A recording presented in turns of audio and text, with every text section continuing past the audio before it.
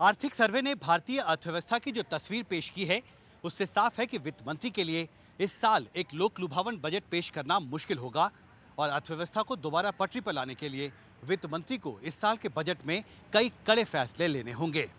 संसद भवन से एन रवि के साथ हिमांशु शेखर, एनडीटीवी इंडिया।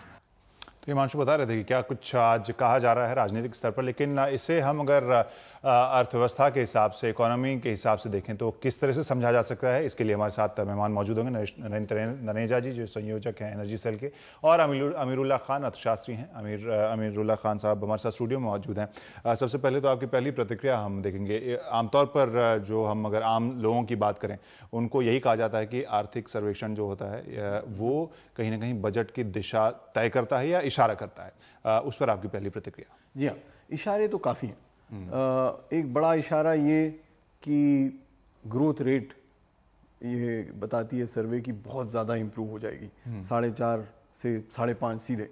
बड़ा आश्चर्यजनक मुद्दा, लेकिन कह तो रहा है। दूसरी चीज़ ये बता रही है कि बड़े सारे कानून बदले जाएंगे। ये इलेक्शन स्पीचेस में भी हमने देखा, मैनिफेस्टो में भी देखा, तो ये कहा जा रहा है कि बहुत सारे चेंज होंगे। तीसरी चीज़, मनरेगा पे कड़ी नज़र। ये साफ जाहिर कर रहा है सर्वे कि मनरेगा पे गवर्नमेंट काफ़ी सीरियस है। उसके बाद ये बात समझ में आ रही कि फार्मर्स के लिए, किसानों के लिए एक थोड़ी सी इनकलाबी चीज़ होने वाली है कि क्या पहली बार गवर्नमेंट फार्मर को अलाउ करेगी अपना उत्पादन अपने पास रख के बाद में बेचने के लिए। वो सर्वे ये कहता है। हम जैसे अर्थशास्त्री इससे बड़े खुश हैं, लेकिन बहुत सारे लोग नाराज होंगे क्योंकि इसको आम भाषा में होर्डिंग कहा जाता है। तो अब फार्मर भी होर्डिंग कर सकता है या नहीं, ये कानून बनेगा। जैसे अलग भाषा में कहा गया कि उसे अब अपने हिसाब से अपने जो प्रोड्यूस हैं, अपनी जो फसल है उसको बेचने और रखने का और अधिकार दिया जाए, भारत या विदेश कहीं भी उसे अपने हिसाब से मार्केट ढूंढने को। तो इसके दो पहलू हैं। उसका दूसरा पहलू ये है कि आप कह रहे हैं उसी को तो होर्डिंग कहते हैं। ठीक है। तो होता ये और होना भी चाहिए कि किसान तय करे जब चाहे बेचे। अभी तो हम उसको जेल भेज देते हैं अगर वो कुछ दिन रखता है तो वो एक बड़ी तगड़ी दिशा बताई जा रही है। उसके लिए मसला ये होगा कि हमारे पास, किसानों के पास या ट्रेडर्स के पास रखने की जगह नहीं। वो रखते हैं, जैसे अभी हमने देखा प्याज के साथ इतना बड़ा उत्पादन हुआ, जिन्होंने रखा उनकी सारी प्याज सड़ गई क्योंकि वो ऐसे ही ढेरों में रखते हैं। तो क्या ये भी कुछ किया जाएगा कि इनको रखने के लिए, वेयर हाउसिंग के लिए, स्टॉकिंग के लिए कुछ ऑप्शंस दिए जाएं, कुछ कोल्ड स्टोरेज की बात की जाए? ये नहीं की गई और ये थोड़ी सी तकलीफदेह बात है। और फाइनली ये बार बार जोर दिया जा रहा है कि लेबर लॉ तब्दील होगा। ये बहुत बड़ा मुद्दा होगा। अगर वाकई इसी साल सरकार कुछ करती है तो ये हमारे लिए एक बड़ा चेंज होगा लेबर लॉ चेंज करने में। और जो आखिरी बात, जो सबसे इम्पोर्टेंट बात आपने भी शुरू में कही, वो ये कि खाद्य पदार्थ और उसके फूड इन्फ्लेशन जिसको कहते हैं, उस पे एक तगड़ी नजर रखी जाएगी। ये सबसे बड़ा मसला। मनरेगा का आपने जिक्र किया, उसके ऊपर हम आएंगे, लेकिन आपने ये भी कहा कि कई सारे कानून बदले जाएंगे, इसका संकेत आपको मिल रहा है। वो किस तरह के कानून की आप बात कर रहे हैं? आपको ये इकोनॉमिक सर्वे देखकर आपको क्या लग रहा है कि किस दिशा में सरकार जाएगी कि कानून बदलने की जरूरत पड़ेगी? हाँ, तो हुआ ये कि अगर आप सर्वे ही नहीं बल्कि ये सारा इलेक्शन कैंपेन देखें तो ये बार बार कहा गया कि हमारे कानून बड़े पुराने हैं, हमारे कानून ऐसे हैं जिनसे हमारी आर्थिक स्थिति मुश्किल में आती है, जो बड़े कंट्रोल करती है। तो सबसे पहला कानून जो इन्होंने बार बार कहा वो कंपनीज एक्ट के बारे में कहा कि कंपनीज एक्ट, हालांकि वो अभी बना है, लेकिन ये कि हम उसको बदलेंगे। दूसरा कानून, वो जो बड़ा मशहूर कानून है रेट्रोस्पेक्टिव टैक्स का, वोडाफोन का, उस कानून को बदलने की बात की जा रही है। ये बड़े कानून हैं। फिर जो छोटे वाले कानून हैं, लेबर लॉ के जो कई सारे कानून हैं, उन पे कहा गया है बार बार, राजस्थान गवर्नमेंट ने कर भी दिया है। तो ये संकेत हमें आ रहे हैं कि ये कानून लेबर लॉ और इस तरह के जो कानून बदले जाएंगे वो आपके हिसाब से दुधारी तलवार होंगे? देखिए, हम कई दिनों से कह रहे हैं, हम जैसे लोग, कि ये कानून बदलने चाहिए क्योंकि हमारे कुछ कानून 150 साल पुराने हैं और ये कानून बने थे एक बिल्कुल ही अलग व्यवस्था के लिए। खुसूसन ये किसानों वाले कानून जितने हैं, सारे कानून जो agriculture produce marketing committee act जिसको कहते हैं, ये सारे बड़े पुराने कानून हैं। इनको बदलना बहुत ज़रूरी है, लेकिन इनको बदलने में ये ध्यान रखना चाहिए कि हम किस वजह से बदल रहे हैं और क्या हमारी दिशा होगी इसको बदलने में। अगर फिर से हम नीजर बदलें जैसे पिछली बार पहले किया करते थे, तो फिर यही होगा कि 2 साल बाद कोई आके उसको दोबारा बदले। लेकिन इसमें बहुत सारे कानून ऐसे हैं जो दर्शकों से वैसे के वैसे ही हैं। नीजक के मामले में हो सकता है एहतियातन आप जरूर बोल रहे हो, लेकिन क्या लग रहा है कि इस सर्वे को देख के या फिर अभी तक जो अनाउंसमेंट हुआ है, क्या इंटेंशन सही होगा किसानों को लेकर, जिस तरह के ऐलान अभी हाल फिलहाल में हमने देखे हैं और जो सर्वे के बाद बजट में हो सकता है देख सकते हैं, जैसा आप कह रहे हैं? शक इस बात से निकल के आता है कि बोलने की भाषा एक लग रही और करने की एक। यानी बोल तो बहुत कहा जा रहा है बार बार कि हम बदलेंगे। जैसे हम चाह रहे थे, हम ये समझ रहे थे कि इतना कहा गया तो पहली चीज जो सरकार करती वो एपीएमसी एक्ट एबॉलिश कर देती, लेकिन आज तक अभी तक नहीं किया। और ये लगता है कि शायद फिर वही पुराना मसला कि पंजाब गवर्नमेंट नहीं चाहती कि वो बदले, तमिलनाडु नहीं चाहता है वो बदले, और फिर वही कंपल्शन इन एक्ट के, यही कंपल्शन रहेगा लेबर में भी। और इस बार मसला ये रहेगा कि जो ये सरकार है इसके ऊपर प्राइवेट सेक्टर प्रेशर बहुत ज्यादा है। इतना ज्यादा कॉर्पोरेट प्रेशर शायद ही किसी सरकार पे रहा हो इससे पहले। और वो कॉर्पोरेट प्रेशर और ये जो आम आदमी का प्रेशर है उसमें काफी कॉन्फ्लिक्ट, वो ये कॉन्फ्लिक्ट को कैसे बैलेंस करते हैं कल अरुण जेटली, ये बड़ी मजेदार बात है। लेकिन आप खुद ही अभी जैसे कह रहे हैं कि बहुत से अर्थशास्त्री खुद भी मान रहे हैं कि बहुत से कानून ऐसे हैं जो बदले जाने चाहिए, फौरन बदले जाने। ठीक है, लेकिन जब इस तरह के संकेत आप देख रहे हैं मोदी सरकार की तरफ से, तो आपको लग रहा है कहीं ना कहीं आप थोड़ा एहतियात भी बरतना चाह रहे हैं? नहीं, मैं कह रहा हूं कि संकेत मिल रहे हैं लेकिन कानून बदल नहीं रहे जितनी तेजी से हम चाहते। जैसे मैंने कहा कि एपीएमसी हमें पहले दिन बदल देना चाहिए था, अभी तक क्यों इंतजार कर रहे हैं? अब ये लगता है कि शायद ना बदले।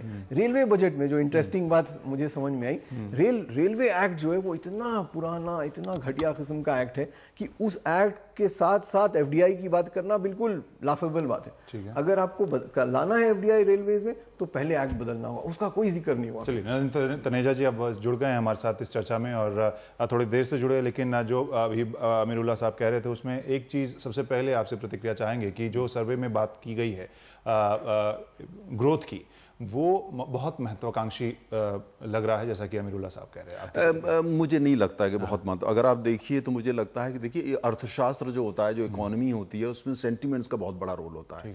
अगर आप देखिए जब से चुनाव हुआ है, सरकार आई है, जिस हिसाब से सरकार काम कर रही है, तो देश के अंदर थोड़ी उमंग आई है। आप ये देखिए, वही देखिए हमारे यहाँ विजिटर कितने आ रहे हैं। आज की तारीख में भी इंग्लैंड के विदेश मंत्री आए हुए हैं, वहाँ के वित्त मंत्री यहाँ आए हुए हैं, लगातार हो रहे हैं, हमारे प्राइम मिनिस्टर भी।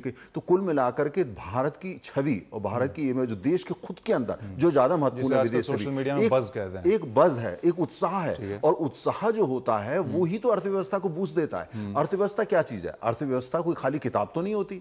अर्थव्यवस्था ये मैं क्या सोच रहा हूं, मैं कितनी उमंग से काम कर रहा हूं। जो जीडीपी होता है उसका केंद्र बिंदु क्या होता है? व्यक्ति होता है, नागरिक होता है ना। उसको लेकर के आप देखिए, मार्केट में उठा के देखिए, आम भारतीय को उठा करके देखिए, आप युवा को उठा करके देखिए, उद्योगपति को देखिए, आप जो है जो एफडीआई लेके आने वाले उनको देखिए, जो पूरी कम्युनिटी है उनको देखिए। तो कुल मिलाकर के मुझे तो उत्साह और उमंग, ये उत्साह और उमंग जो है, और जो आज इकोनॉमिक सर्वे में निकल के अगर आप दोनों को एक साथ देखते हैं तो बड़ा लॉजिक है, समझ में आता है। मेरा व्यक्तिगत मानना, मैं व्यक्तिगत बात करूं, मुझे लगता है 6% ग्रोथ होगी। अच्छा, हाँ, मुझे लगता है कि उससे ज्यादा होगी, क्योंकि इस तरह का पहले भी हमने देखा है। और अगर आप पूरा माहौल एशिया का उठा करके देखते हैं, पूरा एशिया को उठा के जापान देखते हैं, चाइना देखते हैं, तो उसको लेकर के जिस हिसाब से भारत को लेकर एशिया में एक उत्साह आया है और देश के अंदर जो उत्साह है, तो मुझे लगता है कि वो आप ये कह रहे हैं कि बहुत आप अच्छा अगर कह रहे हैं कि कहीं ना कहीं अगर जो मौजूदा जो पॉलिसीज हैं, मौजूदा कानून है, वो जो व्यवस्था है वो अगर जारी भी रहे, लेकिन उमंग है ऐसा है, इस वजह से ग्रोथ हो जाएगा। अगर देखिए जो मौजूदा सब कुछ है,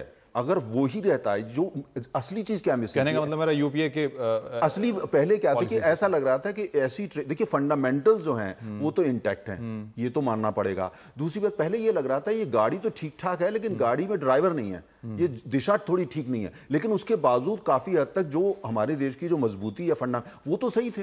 अब क्या हुआ कि दिशा दे दी गई, उमंग दे दी गई, जिसको लोग आजकल मजाक की भाषा में बोलते हैं बुलेट ट्रेन बना दिया गया। तो उस सबसे जो होता है, अर्थव्यवस्था इसी से तो बढ़ती है। अगर मेरे सेंटीमेंट्स और देश के लोगों के सेंटीमेंट नीचे हो जाएंगे, कितने भी अच्छे फंडामेंटल्स और अर्थव्यवस्था नीचे आ जाएगी। लेकिन अभी क्या है कि जो हमारा जो देश में जो लोग तो बरकरार काम कर रहे हैं, अच्छा यही सब कुछ रहता। अगर इसके साथ में हम जो है कोई अच्छे रिफॉर्म्स लेकर के आते हैं और इस उमंग के साथ साथ इसके अंदर बहुत ही स्ट्रक्चरल चेंजेस लेके आते हैं, जिससे ये उमंग और उसके साथ में पूरी दुनिया की नजर हमारे लिए बदलती है, तो मुझे लगता है आने वाले जो साल होंगे उनके अंदर और भी अच्छी उसका एक मतलब ये भी निकाल सकते हैं कि कल ऐलान बहुत ऐसे क्रांतिकारी नए ऐलान नहीं होंगे बजट में, आपको ये लगता है? मुझे लगता है कल बजट के अंदर देखिए क्या होगा, बजट के अंदर ये जो उमंग पैदा हो गई है, इस उमंग को जो है शक्ल दी जाएगी, इसको स्ट्रक्चर्स दिए जाएंगे, इसको बहुत ही वेल डिफाइंड दिशा दी जाएगी, इसको एक मंजिल दी जाएगी, और साथ में यह बताया जाएगा कि आने वाले जो 4 साल के बजट होंगे 2019 तक, वो बजट जो ये स्तंभ कल रखा जा रहा है, इसके ऊपर दूसरा स्तंभ रखा जाएगा, उसकी दिशा जो है काफी हद तक स्पष्ट होगी। देखिए एक चीज का ध्यान रखिए, अर्थशास्त्र को जब भी हम देखते हैं, हम ये ध्यान रखना चाहिए अर्थशास्त्र इंसान नहीं बनाया, और अर्थशास्त्र इंसान के लिए ही होता है, उसका केंद्र बिंदु इंसान होता है। और हमारे देश के अंदर मेरा यह मानना है कि जिस हिसाब से एकदम लोगों के अंदर उत्साह आ गया है, अर्थव्यवस्था स्टिमुलेट होना शुरू हो गई है, सडनली हमने देखा है वही लोग जो कल कह रहे थे कि मैं भारत छोड़ दूंगा, वही आदमी आज कह रहा है मैं नया इन्वेस्टमेंट लेकर के आऊंगा। वही विदेश लोगों के तमाम विदेशों के मंत्री जो यहां आ नहीं रहे थे, अब देखिए तो लगभग बारात सी आना शुरू हो गई है, और तो उस सब का असर हमको दिखेगा। अमीरुल्लाह साहब, आपको लगता है इस उमंग को हम कहीं क्वांटिफाई कर सकें, किसी तरीके से देख सकें जो वाकई आम इंसान की जिंदगी बदलेगी? आपको लग रहा है? हाँ, मैं थोड़ा इससे इख्तिलाफ रखता हूँ, क्योंकि एक तो आप देख रहे हैं जिस किस्म के लोग आ रहे हैं वो ज्यादातर एक चीज के लिए आ रहे हैं जी हाँ, कि हम जो है बहुत सारा डिफेंस इक्विपमेंट और बारूद और बंदूकें खरीदेंगे। उस किस्म के लोग आ रहे हैं जो अमेरिका, जापान, फ्रांस वगैरह। तो एक पर्टिकुलर सेक्टर, जैसे कल थोड़ा सा उत्साह बढ़ा रेलवेज में, लेकिन रेलवे और डिफेंस दो पहलू हैं, और वो बड़े छोटे से मखसूस से पहलू हैं। बाकी आप देखें, जैसे सबसे बड़ा जो हमारा सेक्टर है एग्रीकल्चर, उसमें तो बड़ी खराब प्रक्रिया है, बारिश नहीं हुई, नहीं कोई ऐसी बात समझ में नहीं आती जिससे ये लगेगा कि किसी भी तरह से एग्रीकल्चर आउटपुट इस साल थोड़ा भी बेहतर हो, बल्कि इस सदी का सबसे खराब कहा जा रहा है। तो वो हमारे लिए बड़ा परेशान कुन है। उसके देखते हुए और ऑयल प्राइसेस देखते हुए इराक और सीरिया में ये उम्मीद करना कि सडनली 1% बढ़ जाएगी ग्रोथ रेट, ये बहुत ही मुझे मुश्किल। उसके ऊपर तो हम आने वाले वक्त में नरेंद्र जी आपसे हम जानना चाहेंगे कि एक मुद्दा जो अमीरुल्लाह साहब आपके आने से पहले भी जिक्र कर रहे थे और हमने भी जिक्र किया था, मनरेगा जैसे मुद्दे के ऊपर काफी स्ट्रॉन्ग स्टेटमेंट आया है, इसमें उसको किस तरह से तब्दीली आप करने की सोच रहे हैं? देखिए उसके अंदर इस तरह का परिवर्तन लाने की बात है कि उसको इफेक्टिव बनाया जा सके। अगर आप ये देखें उसमें खुद जो है, अगर आप बात करें तो यूपीए के जो नेता थे वो खुद इस बात को मानते थे कि वो इफेक्टिव नहीं था, यही बहुत बड़ा कारण था कि वो इलेक्शन हार गए, खुद बोलते हैं। और 2009 में उन्होंने चुनाव जीता था, उनका कहना था वो नरेगा इफेक्टिव था, उसकी वजह से जीत गए थे। तो उसमें उसके अंदर जितनी भी कमियां हैं, भारतीय जनता पार्टी गरीब आदमी की पार्टी है, और पहला जो उनका मकसद है कि जो किसान है, गरीब है, इस तबके को एड्रेस किया जाए। और उसके ये भी हमको साथ में पता है कि जब तक हम बिजनेस को साथ में नहीं बढ़ाएंगे, ग्रोथ को इंसेंटिवाइज नहीं करेंगे, तो उसके लिए हम पैसा कहां से ले आएंगे?